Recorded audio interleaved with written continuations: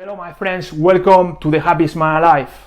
It is a common theme to refer to humanity and all creation as one, meaning that we are all one.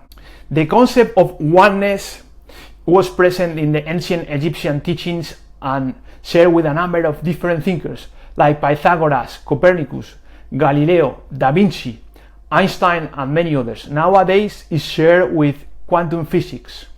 They all share the principle that says that everything in the universe is made of energy. All the visible and invisible aspects in the universe, including human beings, emerge from an infinite field of energy.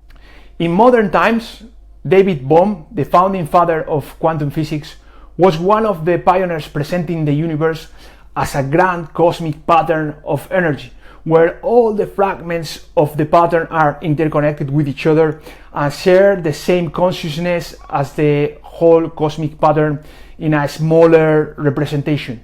In Bohm's view, the reality we see develops from something greater than this world that works at a higher level of creation, where everything emerges from a central unity.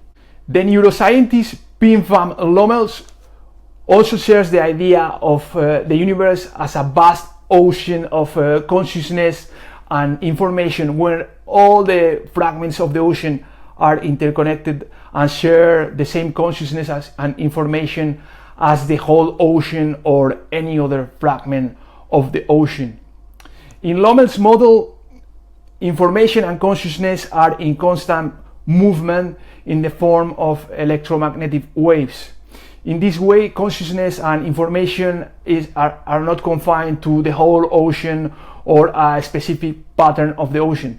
It's everywhere.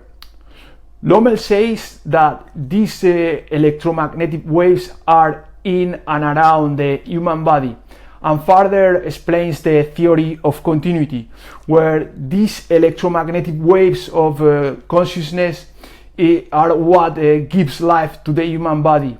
The human consciousness, memories and identity are independent from the body. We are consciousness, and the body is just a vehicle for us to communicate and interact with the physical plane.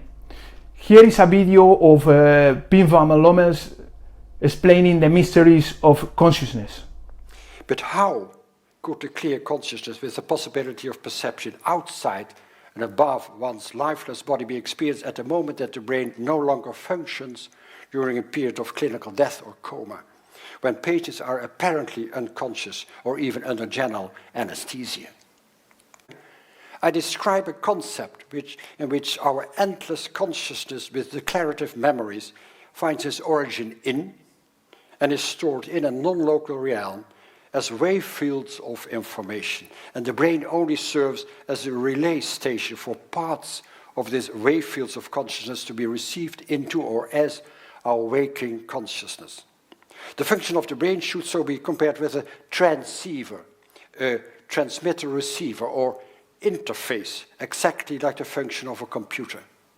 Different neuronal networks function as interface for different aspects of our consciousness. And the function of neuronal networks should be regarded as receivers and conveyors, not as retainers of consciousness and memories. In this concept, non-local consciousness is non-rooted in the measurable domain of physics, our manifest world. Our enhanced consciousness resides not in our brain and is not limited to our brain, because our consciousness is non-local, and our brain has a facilitating function and not a producing function to experience consciousness. In trying to understand this concept of interaction between non-local consciousness and the material body, it seems appropriate to compare it with modern worldwide communication. There's a continuous exchange of objective information by means of electromagnetic fields for radio, TV, mobile telephone or laptop computer. At this very moment, we are invaded by hundreds of thousands of telephone calls, by hundreds of radio and TV programs, but we only become aware of these electromagnetic informative fields at the moment we use our mobile telephone or by switching on our radio, TV or computer. And what we receive is neither inside the instrument nor in the components, but thanks to the receiver, the information from the electromagnetic waves becomes observable for our senses, and hence perception occurs in our consciousness. Internet with more than 1 billion websites can be received at about the same moment in the USA, in Europe, and in Australia and China, and is obvious not located in our laptop, nor is it produced by it. Hermetists call it the universal mind. Ancient Egyptians call it the supreme being. Quantum physicists call it the universal field of consciousness. But all of them agree that this field of consciousness is in constant movement, in constant vibration, to the highest degree of vibration, which is pure consciousness, energy in its pure state, where the supreme being is located, to the lowest level of vibration, where the material plane is located. The higher the level of vibration, the less visible energy is. The lower the degree of vibration, the more visible energy is. As put it by Einstein, matter is energy whose vibration has been so lower as to appear visible to the senses. Further, quantum physicists say that through this cycle where the unified field of consciousness changes from energy to matter, universe, the material plane, and human beings were created. When any elements or beings cease to exist in the material plane, their consciousness merges again with the unified field of consciousness, and the cycle starts again. Hermetists and ancient Egyptians go beyond, and they explain that the unified field of consciousness lowers its vibration consciously. They call it the divine plan, where the purpose of the plan is for consciousness to experience to realize and experience the unity in everything in the material plane. Ancient Egyptians consider separation as evil and unity as something good. For ancient Egyptians, any evolved civilization or society should have all its aspects unified. For instance, religion and science, history, politics should complement each other. As explained by quantum physicists through the video, consciousness is infinite, is everywhere, has infinite creativity and infinite knowledge. But however, if consciousness is not unified, cannot reach its full potential. As consciousness, we are born in a society which is based on separation. As we live on it, we believe on it, our infinite creativity, our infinite knowledge is limited by culture. The lowest level of evolution in human consciousness is where a person's will and behavior are dominated by emotions and desires. He thinks he is his will, but emotions and desires run his life. He learns through imitation.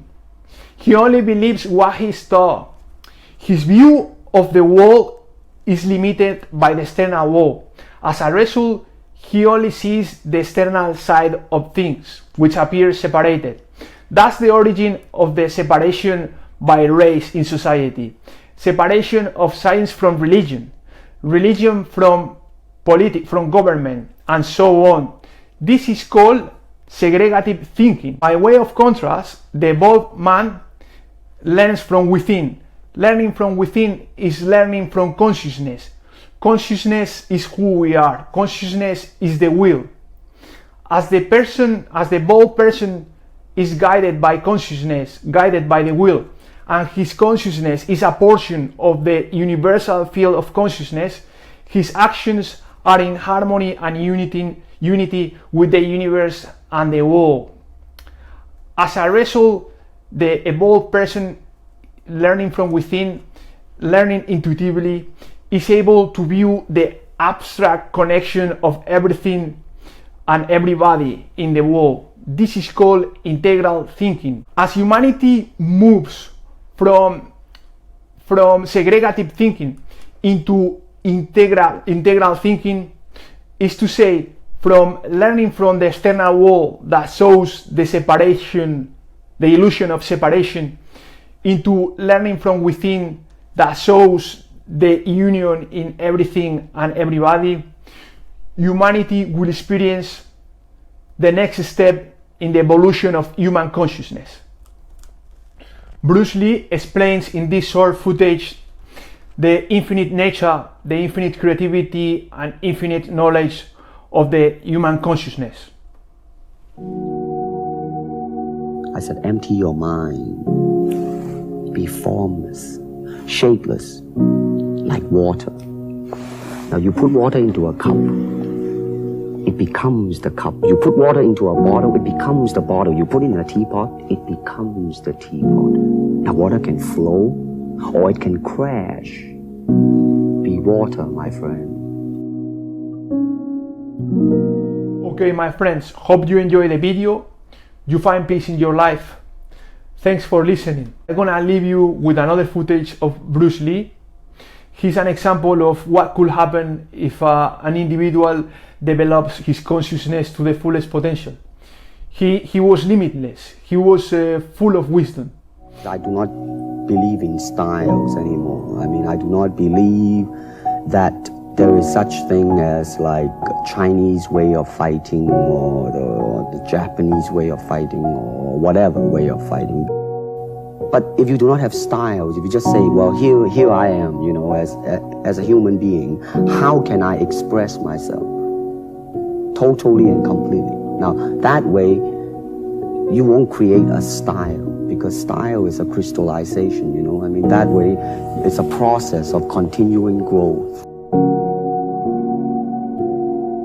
I mean, here it is the natural instinct, and here is control. You are to combine the two in harmony. Not if you have one to the extreme, you will be very unscientific. If you have another to the extreme, you become all of a sudden a mechanical man, no longer a human being. So it is a successful combination of both. So therefore, it is not only, so therefore it's not pure naturalness or unnaturalness. The ideal is unnatural naturalness or natural unnaturalness.